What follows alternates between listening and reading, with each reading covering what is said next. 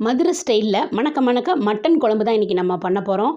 தாராளமாக நல்லெண்ணெய் சேர்த்துட்டு 200 கிராம் சின்ன வெங்காயம், இது கூட ஒரு கரண்டி நிறையா இஞ்சி பூண்டு விழுது, ஒரு கைப்பிடி நிறையா மல்லி இலை, புதினா இலை இதையும் சேர்த்து வதக்கிக்கலாம்.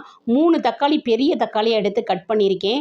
இதையும் இந்த எண்ணெய் கூட சேர்த்து வதக்கிட்டு தனித்தூள், மிளகாய்த்தூள், 1½ ஸ்பூன் சீரகத்தூள், மஞ்சத்தூள் இது 3ஐயும் சேர்த்து இந்த எண்ணெயில் வதக்கி எடுத்துட்டு இப்போ நம்ம 100 கிராம் தயிர் சேர்த்துக்கலாம். இந்த தயிர் இந்த கறி சாஃப்டாக வெந்து வரதுக்கு ரொம்பவே ஹெல்ப் பண்ணும்.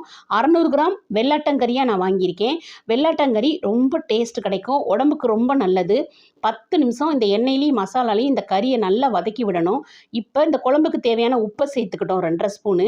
நல்லா கலந்து விட்டுட்டு மட்டன் மசாலா, வீட்டில் வறுத்து அரைச்ச குழம்பு மிளகாய் தூள், 1½ கப்பு தண்ணி இது எல்லாத்தையும் சேர்த்து நல்லா கலந்து விட்டுறலாம். மீதி இருக்க மல்லி இலையும் சேர்த்து குக்கர் மூடி 6 விசில் வச்சுட்டு 5 நிமிஷம் சிம்மில் வச்சு எடுத்திங்கன்னா மதுரை ஸ்டைல் மட்டன் குழம்பு ரெடி.